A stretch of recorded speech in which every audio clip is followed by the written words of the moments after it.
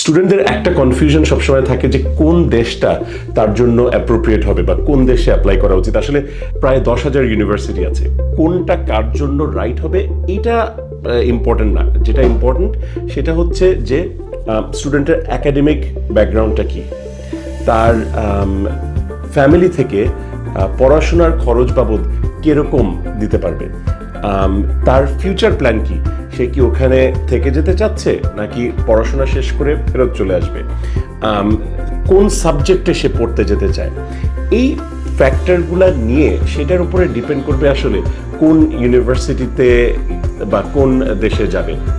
আমরা 6টি দেশে 200টারও বেশি ইউনিভার্সিটি নিয়ে কাজ করি, 17-18 বছর ধরে কাজ করছি।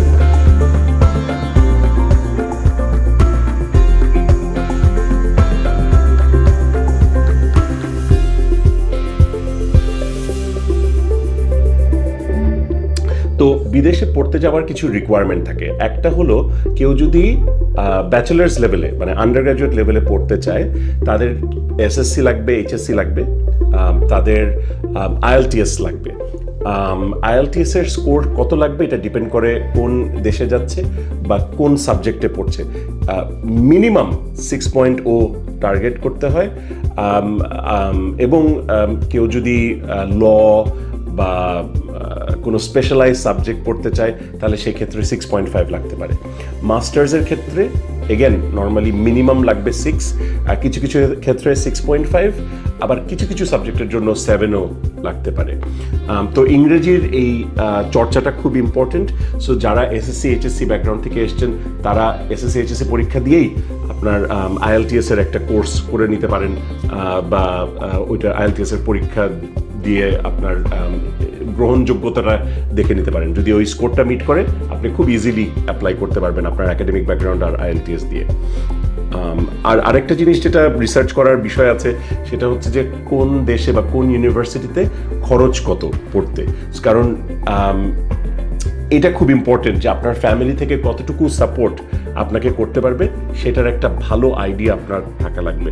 এটার কারণটা আমি বলছি, ধরেন আপনি ফুল স্কলারশিপ পেলেন, কোনো টিউশন ফি দিতে হবে না, কিন্তু লিভিং এক্সপেন্স কিন্তু আপনার দিতে হবে। তো লিভিং এক্সপেন্স অনেকে যেটা করে, বাংলাদেশি স্টুডেন্ট ওখানে যে পার্ট টাইম জব করে অনেক সময় তাদের লিভিং এক্সপেন্সের একটা বড় পোর্শন তারা হয়তো উঠিয়ে নিতে পারে, বাট অনেক ক্ষেত্রে এই লিভিং এক্সপেন্সটা তাদের পক্ষে দেওয়া সম্ভব হয় না। মানে হচ্ছে যে পুরাটুকু ওরা অ্যারেঞ্জ করতে পারে না, কিছুটা ফ্যামিলি থেকে যেতে হয়। সো কতটুকু ফ্যামিলি থেকে পারবে সেটার ইনফরমেশনটা তাদের জানা উচিত। মেসেজে আমাদের এখানে আমরা যেটা বললাম যে 200টারও বেশি ইউনিভার্সিটির সাথে আমরা কাজ করি। সো আমাদের কাছে রিচ আউট করলে, আমাদেরকে ইমেল করলে বা মেসেজ করলে আমরা সঙ্গে সঙ্গে স্টুডেন্টদের কে ফোন করে তাদের একাডেমিক ব্যাকগ্রাউন্ড নিয়ে তাদের গোল অনুযায়ী তাদেরকে ইউনিভার্সিটি সাজেস্ট করে থাকি, যাতে তারা ইজিলি ওইসব জায়গায় অ্যাপ্লাই করতে পারে। এবং আমাদের থ্রুতে যখন অ্যাপ্লাই করে আমরা এতটুকু অ্যাসুরেন্স দিতে পারি যে একটা না একটা অফার আমরা হয়তো এনে দিতে পারবো।